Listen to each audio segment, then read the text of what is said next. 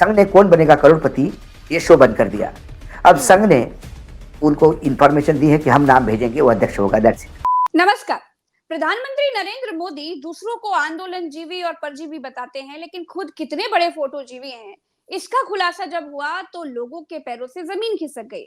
दरअसल हुआ ये कि विनेश फोगाट ने बताया कि जब वो पेरिस ओलंपिक से वापस आई तो प्रधानमंत्री कार्यालय से उनको फोन गया और ये कहा गया कि नरेंद्र मोदी उनसे बात करना चाह रहे हैं, उसकी रिकॉर्डिंग की जाएगी और उसके बाद में उस वीडियो को सोशल मीडिया पर डाला जाएगा। विनेश फोगाट ने कहा कि मैं बात करने के लिए तो तैयार हूं, लेकिन वीडियो नहीं बनवाऊंगी।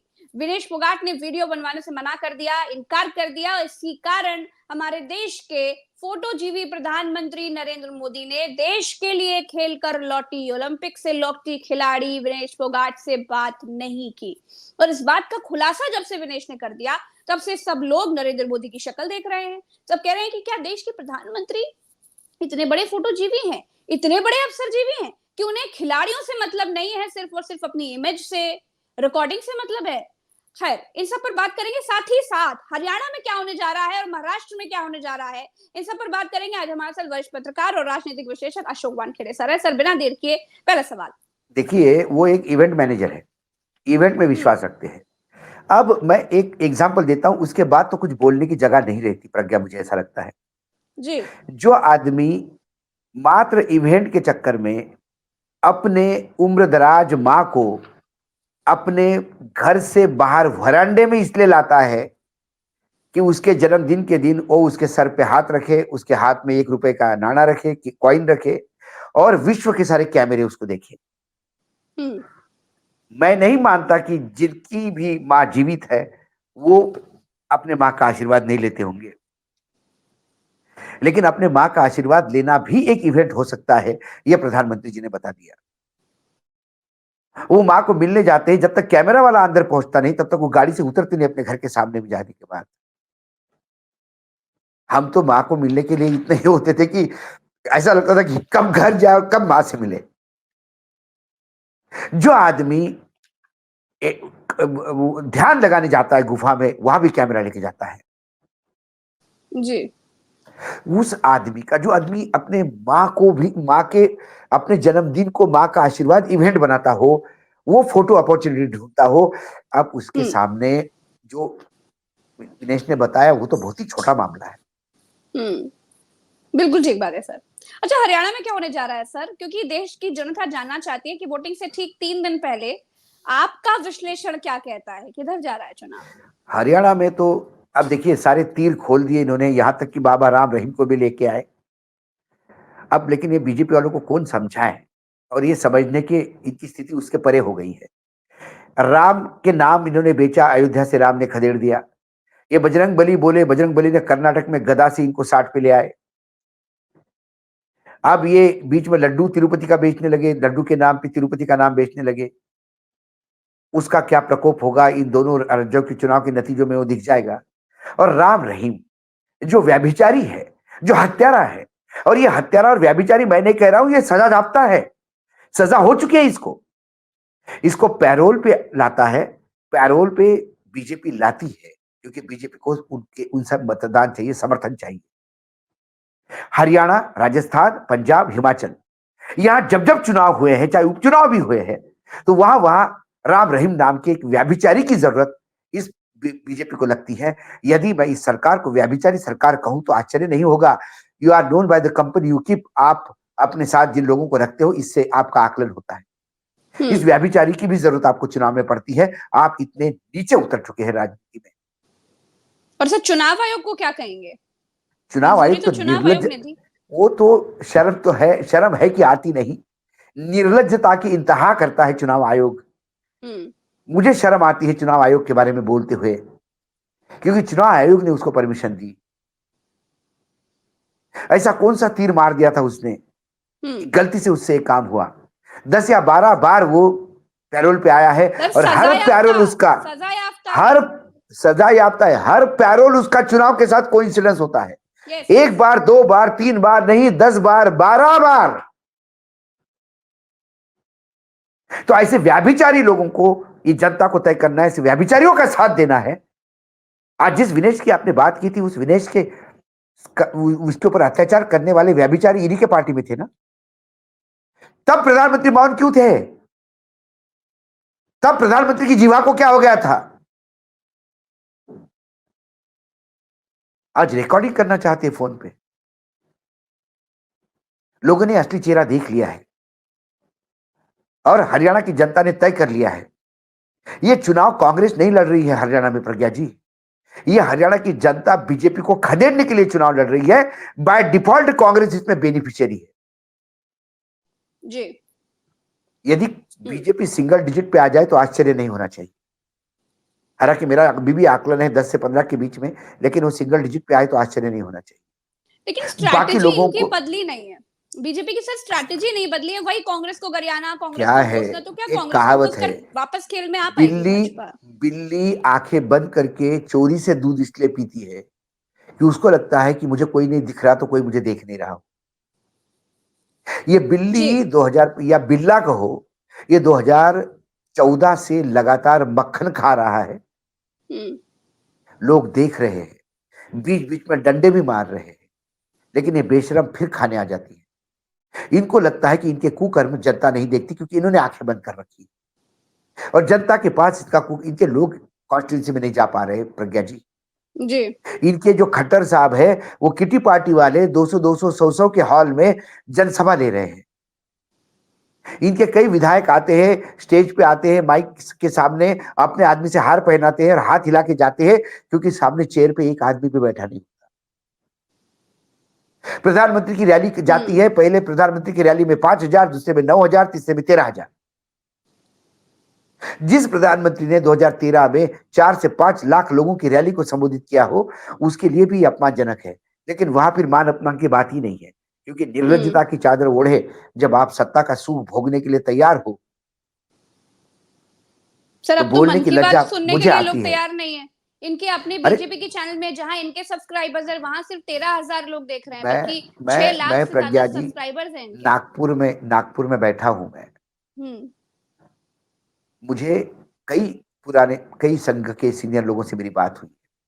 जी। नागपुर में तांता लगा हुआ है पूरे देश से, भाजपा के नेताओं का, भाजपा के हम्म। सांसदों का, भाजपा के विधायकों का, हम्म। ऑफिस बियरर्स का, पुराने भाजपाई लोगों का।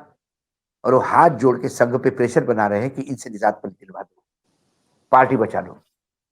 पार्टी बचाने की गुहार रोज लग रही है संघ के हम्म। हेडक्वार्टर में। मैं नागपुर में बैठ के बात कर रहा हूँ। तो सर रोज हम इट्स आरएसएस नॉट। की बात कर रहे थे, आप नब्ज टटोलने के लिए आज पहुंच ही गए आखिर। हाँ, तो मैं एक दिन पहले चला गया नागपुर में। मेरा आज काटोल नाम का एक यहाँ पे ये है, शहर है, बी हम्म। टाउन है। वहाँ पे महात्मा गांधी के जयंती के उपलक्ष्य में निर्भय बनो विचार मंच ने मेरा व्याख्यान रखा था। तो मैं पहले आ गया क्या बात इसलिए है। कि मुझे थोड़ा सा, मैंने ना नागपुर आऊं तो सारा जो मेरे नब्ज पुराने टटोलनी है। कॉन्टेक्ट्स है सब सब नब्स टटोलनी है। तो उनने हम्म। कहा कि अब संघ बहुत प्रेशर में है, अच्छा। अति हो गई है। प्रेशर इस बात की कि नरेंद्र मोदी को सत्ता से हटाना है, गुजरात लॉबी को हटाना है, दोनों ये इस तरह का गुजरातियों को प्रेशर। घर भेजना है। ओके। हम्म। अच्छा सर, नूह दंगे के आरोपी बिट्टू बजरंगी भी योगी आदित्यनाथ के मंच पर दिखे थे। करना क्या चाह रही है बीजेपी की स्ट्रैटेजी को मैं समझना चाह रही हूँ। ये वही पुरानी बीजेपी की, स्ट्रैटेजी है या फिर लग रहा है कि हरियाणा हाँ, में खेल बदल देगी भाजपा? बीजेपी के पास कुछ नहीं है सिवाय हिंदू मुसलमान करने के। हम्म। हिंदुत्व का कार्ड खेल खेल के ये पागल हो गए हैं। जी। हिंदू इनकी सुनने को तैयार नहीं है, क्योंकि ये अपना हिंदुत्व के जिन हिंदुओं पे लादना चाहते हैं वो हिंदू कतई इनको हिंदू नहीं मानते। कौन से हिंदू धर्म में लिखे है कि अधूरे मंदिर में प्राण प्रतिष्ठा होती है? हम्म। इन कौन से हिंदू धर्म में लिखा है कि माँ बाप का अपमान करो? एक कहो कि मैं अजन्मा हूं, मैं नॉन बायोलॉजिकल हूं, मैं सीधा आकाश से टपका हूं, भगवान ने मुझे भेजा है। जी। महाभारत में एक पौंड्रिक नाम का कैरेक्टर था जो अपने आप को वासुदेव कृष्ण कहता था। क्या ये कलयुग के पौंड्रिक है? ना। लोग जमीनी समस्याओं के लिए लड़ने के लिए लोग ढूंढ रहे हैं। हमारी बेरोजगारी, हमारी महंगाई, बिना भोजन न भजन हो गोपाला। बिल्कुल सही बात है। 5 किलो अनाज के भीख पे आप हमसे अपना भजन मत करवाइए। हम्म। ये सवाल है, आज हरियाणा के ज्वलंत सवाल है। बिल्कुल। उसका निराकरण अच्छा। करने के लिए उनको बीजेपी से मुक्ति चाहिए। हम्म। सर, हरियाणा में चुनाव प्रचार खत्म हो जाएगा और अमित शाह पहुंच गए हैं महाराष्ट्र, नरेंद्र मोदी हैं झारखंड में। क्या लग रहा है, हरियाणा में भाजपा हार मान चुकी है? हरियाणा में तो भाजपा हार मान चुकी है, हम्म। बिल्कुल मान चुकी है, बस इस बात को मैं मानता हूं। तो महाराष्ट्र में वो कांग्रेस। जानते हैं महाराष्ट्र में वो जानते हैं कि लोकसभा से कोई विपरीत चुनाव परिणाम नहीं आने वाले हैं। जी। लोकसभा ही रिपीट होने वाली है। ऐसे में ये हम्म। अब ढाढ़स बांधने का प्रयास कर रहे हैं। हम्म। बार बार अमित शाह जी को हर जगह जाके ये बोलना पड़ रहा कार्यकर्ताओं को कि एक होके लड़िए, एक साथ लड़िए। जी। और वोटर्स को बोल रहे क्योंकि हैं कि कमल पर ही वोट देना, हमारे लोग अलग चुनाव लड़ रहे हैं। हाँ, कमल का निशान याद दिलाना पड़ रहा है, वो कमल का निशान जिस मतलब पार्टी अब में ये लोग आने हालत के हो लिए गया लाइन है लगाकर खड़े रहते कि थे। देसी गाय को राजमाता हम्म। का दर्जा दे दिया है महाराष्ट्र सरकार ने। जी। महाराष्ट्र सरकार के पास 60,000 ठेकेदारों के बिल देने के पैसा नहीं है, ठेकेदारों ने काम रोका है। एससी हम्म। एसटी स्कॉलरशिप के पैसे नहीं गए हैं कई जगह से। मैं आज नागपुर में हूँ, नागपुर के पास एक चंद्रपुर में सैनिक स्कूल है, वहां से 4 साल बाद बच्चों को निकाला गया क्योंकि उनकी जो स्कॉलरशिप महाराष्ट्र गवर्नमेंट देने वाली थी वो पैसे नहीं होने की वजह से नहीं दी गई। हम्म। महाराष्ट्र सरकार के ऊपर 7-8 लाख करोड़ का लोन है, 7 लाख करोड़ का, 2 लाख का फिक्स्ड डिपॉजिट है, 9 लाख करोड़ हो गया। और ये जो राजमाता गौ माता जो घोषित किया है उससे जी। 1 लाख करोड़ तक का और बोझ साल में बढ़ेगा। हम्म। 1,500 रुपए पर गाय पर महीना देना पड़ेगा इनको, देसी गाय को। महाराष्ट्र में 90 लाख से ज्यादा देसी गाय हैं रिकॉर्ड पे। तो 1,400 करोड़ रुपए हर महीने का खर्चा है। साल का खर्चा 15,000 करोड़, 1,50,000 करोड़ के आसपास है। कहां से लाएंगे पैसा? कहां से लाएंगे? महाराष्ट्र को लूट खसोट करके नग्न कर चुका है। तिजोरी खाली हो गई है। और जब गडकरी ने कहा कि तिजोरी खाली हो रही है, सोच समझ के घोषणा कीजिए, तो वो कहते कि हमारे पास प्रोविजन है। अरे कौन सा हम्म। प्रोविजन है? क्या बजट में राजमाता गौ माता के लिए 1,400 करोड़ रुपए का प्रोविजन है? बताए जरा, पर मंथ का। मूर्ख समझ के रखा है देवेंद्र फडणवीस ने लोगों को। लाडली बहना का प्रोविजन कहां था पैसे का? कौन से बजट में घोषणा की गई थी? ये जो 2 लाख करोड़ का जो फिक्स्ड डेफिसिट आया है, जो वित्तीय बजट का घाटा है 2 लाख करोड़ का, जो कर्जा बनेगा अभी सरकार पे, वो इसी मूर्खता के कारण है। लोग ये नहीं समझ रहे हैं कि वो तुमको चौवन्नी नीचे गिरवा के तुमको बोलते कि चौवन्नी तुम्हारे लिए छोड़ी है, उठाइए इसको। जब आप चौवन्नी उठाने जाओगे तो अपने पॉकेट की अट्ठानी गिरेगी। यही खेल है इनका। हम्म।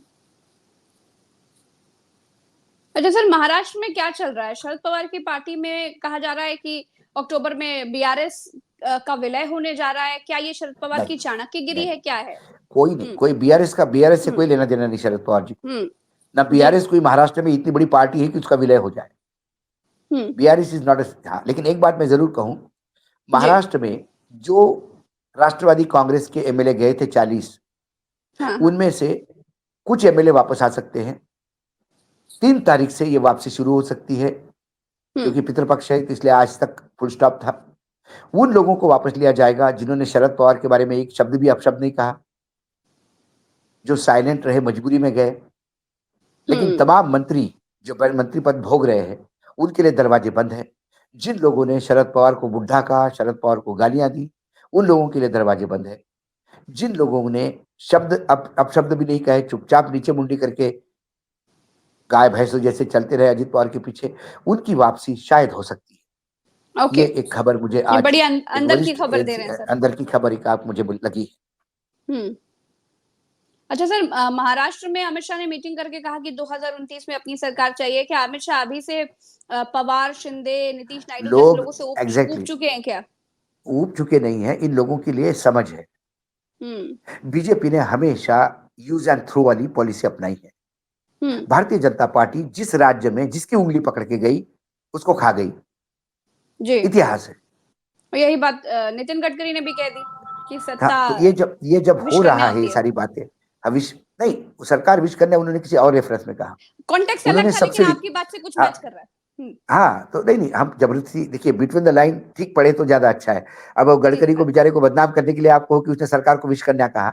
हाँ, मैंने हुँ, गडकरी को इस बारे में घेरा है। मैंने इस बारे लेकिन में मैं आपके हिम्मत भी को चैनल पे सलाम बोला था करूँगी मैंने। सर। नहीं, नहीं, हिम्मत हिम्मत को तो सलाम देखिए करूँगी। पहले पहले भी बोलते आ रहे हैं। नोटबंदी के बारे में कैबिनेट में किसने आवाज़ उठाई थी? नोटबंदी के गडकरी, टाइम, एक ही गडकरी। आदमी बोला था। लेकिन ओनली तब वन। मीडिया में जगह कहाँ था? मीडिया में जगह कहाँ थी? राइट। हाँ, आज गडकरी इसलिए लोग उठाते हैं टीवी वाले क्योंकि उनको लगता है कि टीआरपी मिल जाएगी, गडकरी ने सरकार के खिलाफ बोला। गडकरी हमेशा ऐसे ही बोलते आ रहे हैं। गडकरी हुँ, पार्लियामेंट में भी ऐसे ही बोलते आ रहे हैं। मैं कोई हुँ, गडकरी को डिफेंड नहीं करता। मैंने आप ही चैनल को गडकरी पे सवाल भी उठाए थे, इसी बिल्कुल विषय सही पे, बात है सर। कि फिर आपको यदि विश करना लगता है तो फिर आप तब क्यों चुप हुँ, रहते हैं, हुँ। जब सब्सिडी घोषित अच्छा, होती है? जिस तरह की बातें अमित शाह कर रहे हैं, जैसे महाराष्ट्र में उन्होंने कहा कि अपनी सरकार चाहिए, तो क्या प्रधानमंत्री का सपना पाल लिए हैं क्या? प्रज्ञा जी, एक कहावत है, दिया बुझने के पहले बहुत फड़फड़ाता है। अच्छा, ये फड़फड़ाहट है। विदाई होने जा रही समय है? आने पे समय आने के बाद मैं आपको एक-एक चीज़ परत खोल-खोल के दिखाऊँगा। नागपुर हुँ, में ही हूँ, बहुत सारी जानकारियाँ हैं, बहुत सारी मजबूरियाँ हैं, मैं मुँह नहीं खोल सकता। लेकिन ये दिया फड़फड़ा रहा है बुझने के पहले, इतना याद रखिए। बिल्कुल। ये 29 और उसके बाद की प्लानिंग ये फड़फड़ाहट है। 5-6 महीने के अंदर आपको हुँ, इस देश के राजनीति में उन्होंने एक बात और कही, हुँ। अमित शाह ने। उन्होंने कहा कि महाराष्ट्र की राजनीति देश की दिशा बदलती है। जी, जी, जी, जी, जी। महाराष्ट्र की राजनीति के नतीजे यकीनन इस देश की राजनीति की दिशा बदलेंगे। बिल्कुल। सर, आप नागपुर में हैं, उसमें संघ से। उसमें इन दोनों गुजरातियों को पश्चिम की तरफ अस्त होना है या अच्छा, पूरब की तरफ से उगना है, ये तय होगा। ये तय होगा, बिल्कुल ठीक बात है। अब नागपुर में संघ के जो भीतरी बड़ी-बड़ी अपडेट्स हों, कोई अच्छी-अच्छी चीज़ें, तो हमें ज़रूर बताइएगा। खुलासे संघ करते ने रहिएगा सर। करीब-करीब संघ ने करीब-करीब अब जो चॉइस अध्यक्ष पद के लिए दिया था, जज पूछा था कि आप अपना अध्यक्ष बताइए, हाँ, संघ ने वो चॉइस बंद कर दिया। संघ ने कौन बनेगा ओके। करोड़पति संघ ने कौन बनेगा करोड़पति, ये शो बंद कर दिया। अब हुँ, संघ ने उनको इन्फॉर्मेशन दी है कि हम नाम भेजेंगे, वो अध्यक्ष होगा, दैट्स इट। ओके। और ये पीएम भी नाम हमारा, एक अध्यक्ष सप्ताह भी में हमारा, ऐसा? अध्यक्ष हमारा, बाद में पीएम और देखेंगे। चुनाव हारे तो? 3 राज्यों के उसके चुनाव बाद हारे तो? अध्यक्ष जो आएगा, वो सत्ता को अपने कब्जे में रखेगा। जी, मैंने इसीलिए कहा कि महाराष्ट्र की राजनीतिक निर्णय महाराष्ट्र की जनता के किसका अस्त होगा, किसका उदय होगा, हुँ, ये यकीनन। अमित शाह एक बात सही बोल गए, हुँ, वो ये महाराष्ट्र के नतीजे थे। बिल्कुल। चलिए, बहुत-बहुत शुक्रिया अशोक सर। धन्यवाद, धन्यवाद, आपको भी देर हो रही है, इसलिए बहुत-बहुत शुक्रिया, आपने समय दिया। धन्यवाद, नमस्कार, दर्शकों का भी बहुत-बहुत नमस्ते। धन्यवाद। चैनल को सब्सक्राइब ज़रूर कर लीजिएगा, वीडियो को शेयर करिएगा। नमस्कार, जय हिंद।